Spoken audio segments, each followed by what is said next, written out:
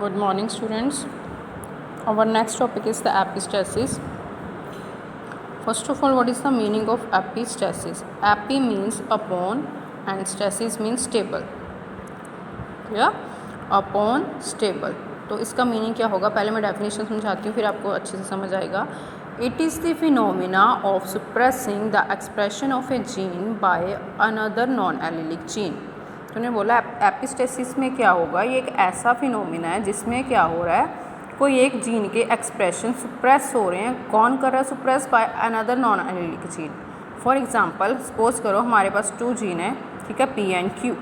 ठीक है, this is a one allele, this is a another allele. ठीक है, तो उन्होंने क्या बोला कि इसमें क्या हो रहा है, एक एलील दूसरे नॉन एलीलिक जीन को क्या कर रहा है, सुप्रेस कर रहा है. मीन्स उसके काम को सुप्रेस कर रहा है, रोक रहा है. ठीक है, that is called the epistasis. Means P के ऊपर कुछ ऐसी चीज़ आके लग गई जिसकी वजह से वो क्या हो गया, रुक गया, उसका काम वहाँ पे स्टॉप हो गया, स्टेबल हो गया. ठीक है, तो एपिस्टेसिस का मीनिंग क्या था, अपॉन स्टेबल, यही था. ठीक है, कि कुछ ऊपर आके अपॉन ऊपर आके लगा और क्या हो गया, स्टेबल हो गया, रुक गया काम.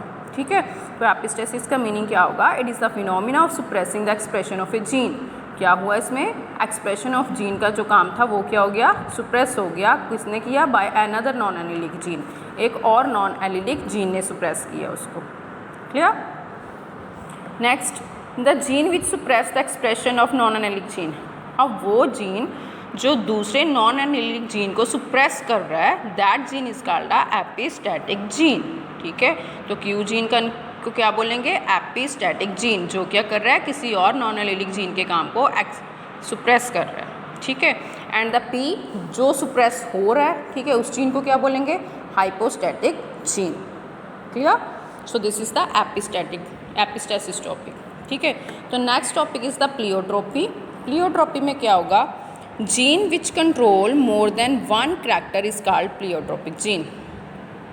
अब हमने पीछे पढ़ा था कि हर करैक्टर को कोई जीन कंट्रोल कर रहा है. फॉर एग्जांपल अगर टॉल की बात करें तो हमने बोला था कैपिटल टी जो जीन है वो क्या कर रहे थे, टॉल को कंट्रोल कर रहे थे. आर रेड कलर फ्लावर कंट्रोल कर रहे थे. ठीक है, तो हर जीन किसी एक करैक्टर को कंट्रोल कर रहे थे. बट यहाँ पे क्या हुआ, कुछ एक्सेप्शन आ गया. उन्होंने बोला gene which control more than one character. Means एक जीन है वो क्या कर रहा है, मोर देन वन करैक्टर को कंट्रोल कर रहा है, and this is called a pleiotropic gene. ठीक है, फॉर एग्जांपल पी प्लांट की बात करते हैं. पी प्लांट में उन्होंने बोला एक सिंगल जीन है, सपोज XX जीन है. ठीक है, XX जीन है, वो क्या कर रहा है, कंट्रोल कर रहा है किसको, फ्लावर के कलर को भी. ठीक है, जो सीड होती है, सीड के बाद जो कोट होता है उसके कलर को भी, और उसकी जो एक्सेल ऑफ लीव्स है, लीव्स की जो एक्सेल्स है वहाँ पे एक रेड स्पॉट होता है. ठीक है, उसको भी. इट मीन्स एक सिंगल जीन क्या कर रहा है, 3 करैक्टर को कंट्रोल कर रहा है. Clear. So next example is in Drosophila. Drosophila में क्या हो रहा है, एक सिंगल जीन है, again gene for wing. Suppose जहाँ पे एक जीन है YY. ठीक है, जीन फॉर विंग जो क्या कर रहा है, विंग के नेचर ऑफ बैलेंस को भी कंट्रोल कर रहा है. ठीक है, कि विंग कैसे बैलेंस करेंगे. साथ में वो किसको कंट्रोल कर रहा है, आई के कलर को. मीन्स ड्रोसोफिला का जो आई कलर है वो उसको भी कंट्रोल कर रहा है. And third is the fertility. ठीक है, ड्रोसोफिला की जो फर्टिलिटी कैपेसिटी है उसको भी कंट्रोल कर रहा है. तो अगेन यहाँ पे क्या हुआ, एक सिंगल जीन कितने करैक्टर्स को कंट्रोल कर रहा है, 3 करैक्टर्स को. Clear. So this is a pleiotropic gene. ठीक है, नेक्स्ट अगर अब आपसे कोई पूछे कि प्लियोट्रोपी जो है वो ह्यूमंस में भी होती है.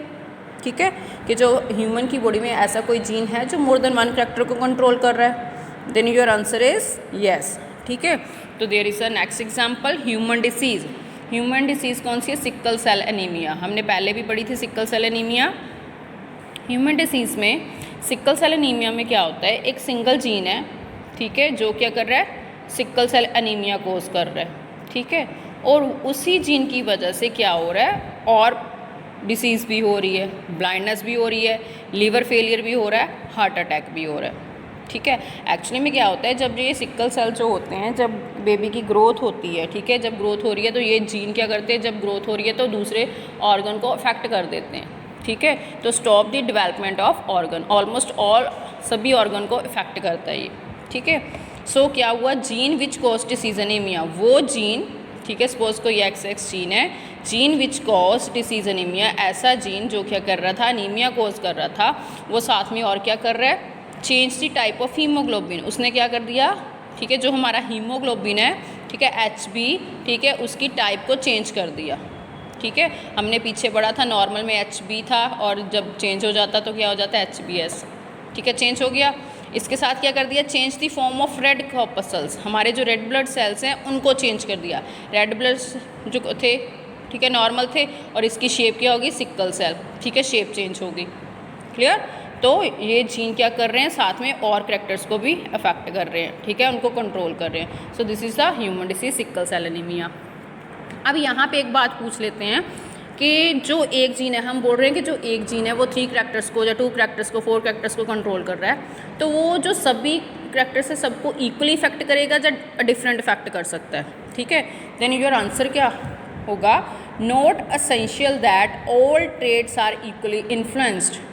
ये कभी भी ज़रूरी नहीं होगा कि वो सभी ट्रेड्स को इक्वली इन्फ्लुएंस करेगा। फॉर एग्जांपल कि अगर हमने यहाँ बोला है कि जो गार्डन बी प्लांट है वो फ्लावर कलर को भी कंट्रोल कर रहा है, इसको भी कर रहा है, इसको भी कर रहा है, तो ये ज़रूर इट इज़ नॉट कंपल्सरी कि वो सबको इक्वली कंट्रोल करेगा। मे भी हो सकता है कि ये जीन जो है फ्लावर कलर पे ज़्यादा इफेक्ट कर दे, ठीक है, सीड कोट कलर पे थोड़ा कम इफेक्ट करे, और red spot in the leaf थोड़ा सबसे कम इफेक्ट हो। ठीक है, तो इट इज़ नॉट कंपल्सरी कि वो सब पे इक्वली इफेक्ट हो। Clear. So this is the pleiotropy topic. So next topic is the lethal gene. Lethal genes, lethal name से पता चल रहा है, लीदल मीन्स क्या होगा, कुछ हार्मफुल होगा। ठीक है, जीन्स विच कॉज्ड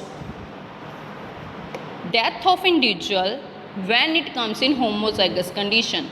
उन्होंने बोले ऐसे जीन्स जो क्या कर रहे हैं, इंडिविजुअल की डेथ कर रहे हैं, इंडिविजुअल की डेथ हो रही है, कब, जब वो कौन सी कंडीशन में होंगे, होमोजाइगस कंडीशन में। होमोजाइगस कंडीशन क्या होती है, आइदर डोमिनेंट और रिसेसिव, या तो वो डोमिनेंट होंगे या वो रिसेसिव होंगे, दैट इज़ द होमोजाइगस।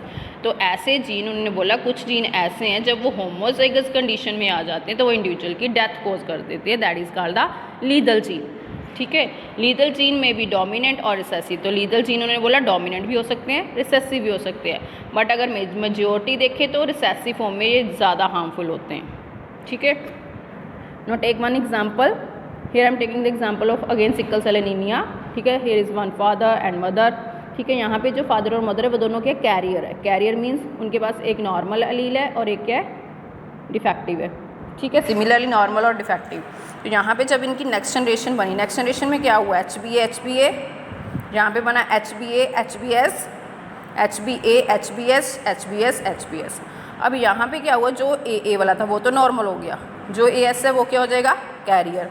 ठीक है, और यहाँ पे जो AS है वो भी हो गया कैरियर, बट जिसके पास दोनों ऐसा आ गई, ठीक है, वो उसके क्या हो गए, रेड ब्लड कॉर्पसल की शेप चेंज होगी, सिक्कल सेल एनीमिया डिसीज़ होगी, तो वो उसमें क्या हो जाएगी, डेथ हो जाएगी।